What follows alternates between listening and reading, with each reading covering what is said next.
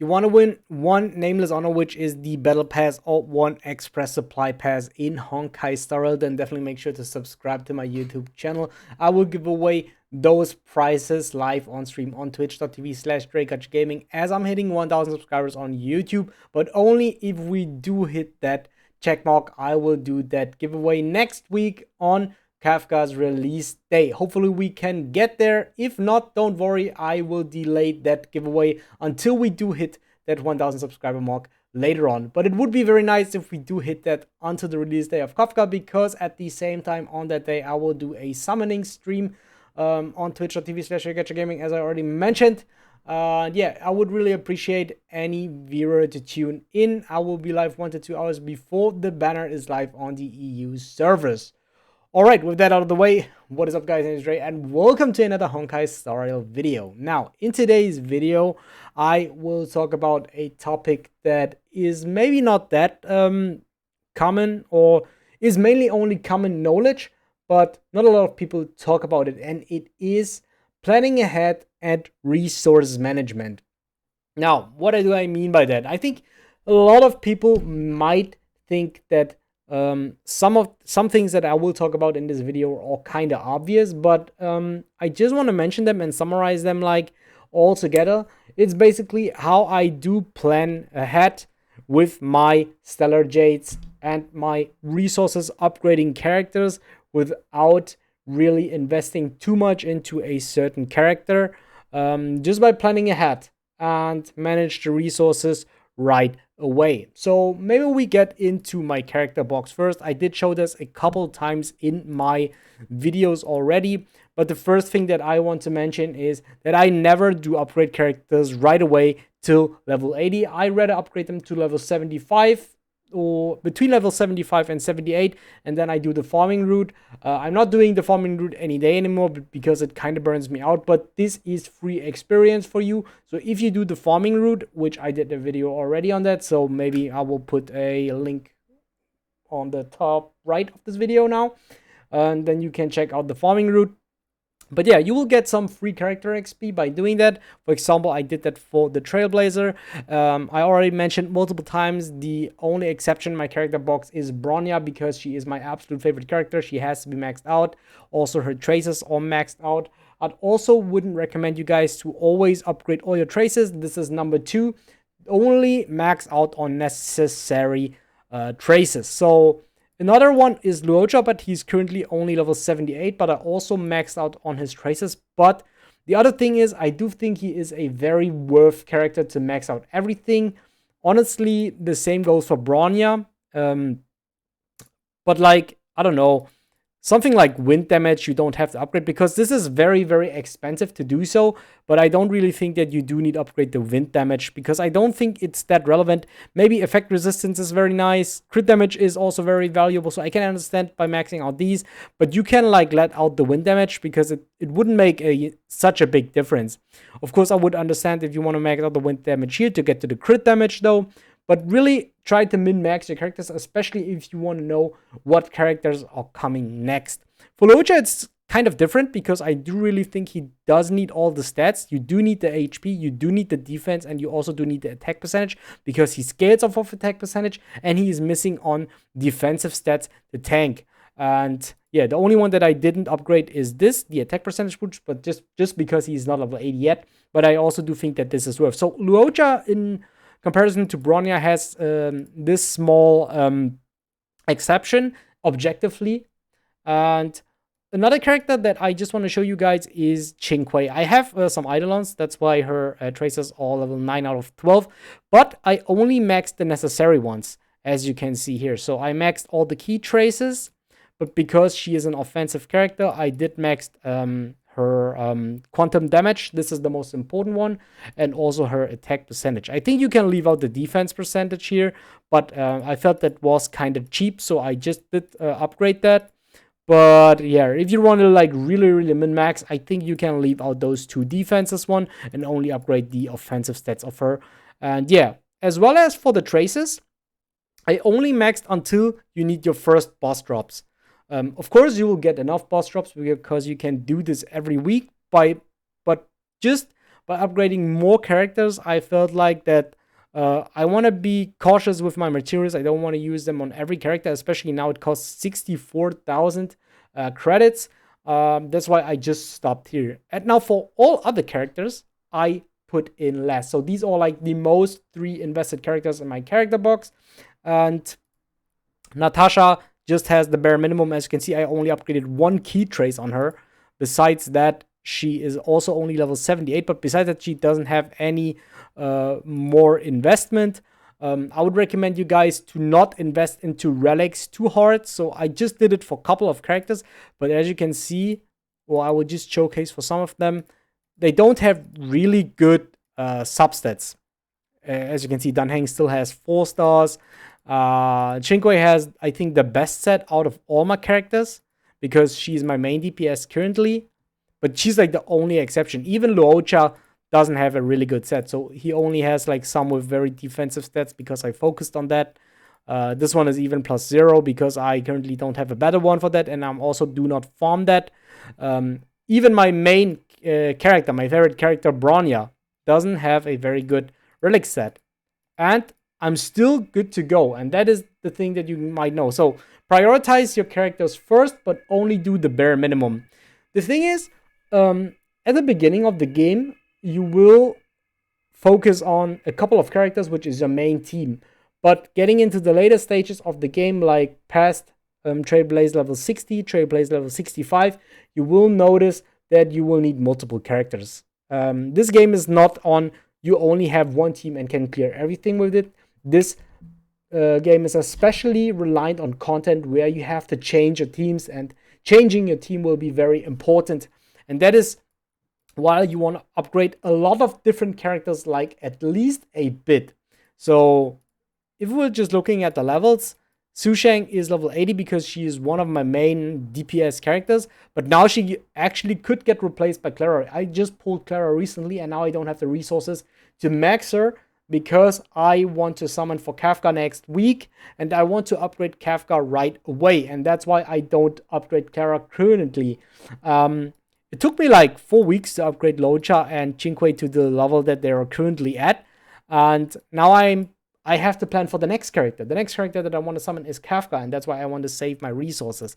So actually, I also have to level up Sampo, but just because Kafka didn't release yet and I didn't use the resources, I rather wait for Kafka to release, upgrade her to her max because she is the prioritized character, and then I will look at the characters that fit into Kafka's team and then upgrade them. But still, you can plan ahead just by farming them, farming materials. So what do we know about Kafka? I already planned the Shapeshifter's Lightning Staff. This is the material that Kafka needs. You will need 65 to ascend her to level 80. I planned that ahead already. As you can see, I already have 6 million credits just because I don't upgrade a lot of my characters to the max level. I just do the bare minimum.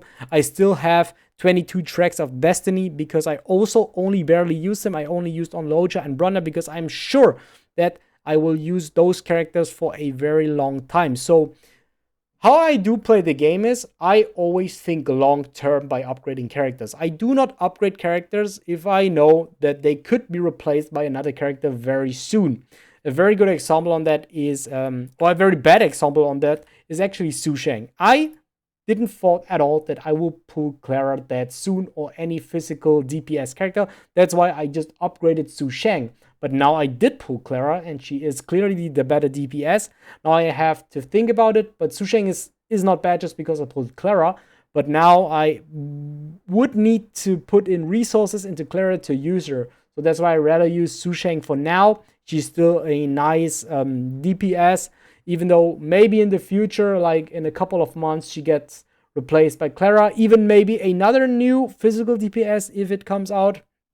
And yeah, another very good decision for me was Qinque. I upgraded Qinque because I didn't pull for Sela, I didn't pull for Silverwolf, so there's no opportunity, no chance for me to have any damage by Quantum, only if I upgrade Qinque. That's why Qinque was my safest investment for the future. The very good thing on Honkai Star Rail is, as you're before a patch releases, we basically get to know the characters from the next patch, and Of course, we do not know about their kits, but we do know about their paths and about their attributes. And for example, now, after Blade and Kafka, we do know that there's Fushuan and then there's Embittered Lune. Embittered Lune will be I think, Destruction imaginary character, which is equal to an DPS for imaginary types. And we have Fushuan, who is an Preservation quantum character, which is equal to an quantum tank. This is one thing that you also have to take into account. We always can plan ahead because we do know at least one patch of the next characters.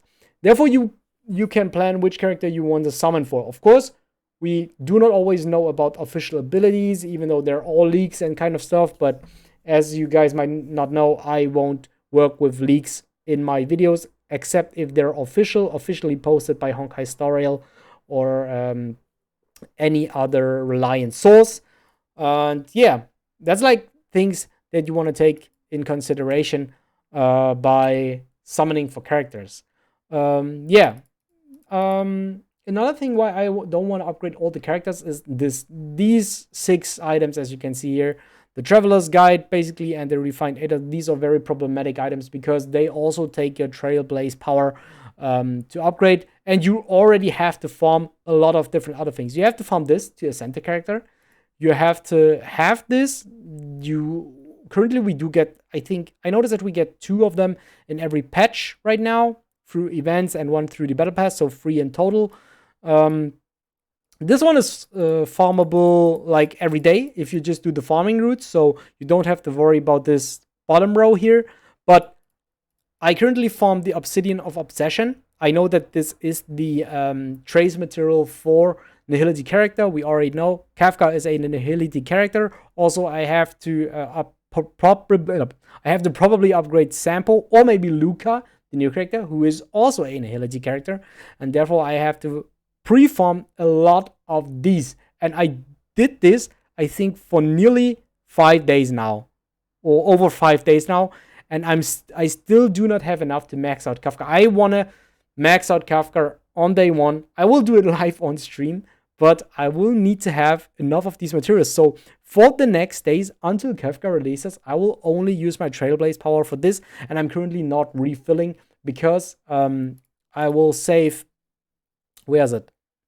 I will save these fools for farming relics for Kafka, because even if I finished maxing out Kafka with all these materials because I pre-farmed them, I maybe still have to farm Traveler's Guides because I have to upgrade a second character, and then I have to farm this to upgrade her weapon, which I currently also do not have. And yeah, then I want to use this to farm her relics one day. And that's what I mean. I cannot upgrade every character because I'm free to play. I'm missing out on a lot of rewards. So if we just look on the Nameless Honor, which, by the way, you can win next week live on stream as I'm hitting 1,000 subscribers, I miss on a lot of different items. As you can see here, just buying the Battle Pass has so much value for upgrading your characters. It will help you so much. But being free to play is horrible. 6 of these? That's like a lot of stamina. Also 6 of these. I think one run will give me 6 of these only. I also have 16,000 here. So that's 4 times the amount of that you would get if you're free to play. Also, you get like this book, and if you're free to play, you only get this. You get 2 more fools, which are 2 more 60 Trailblaze power. So that's 120 more Trailblaze power.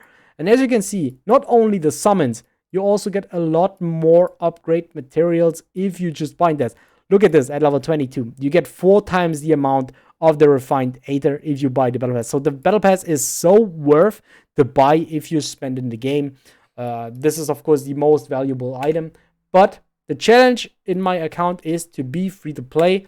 And that's why we cannot do this. That's why I have to plan ahead. So if you're a low spender, you have a little advantage over me.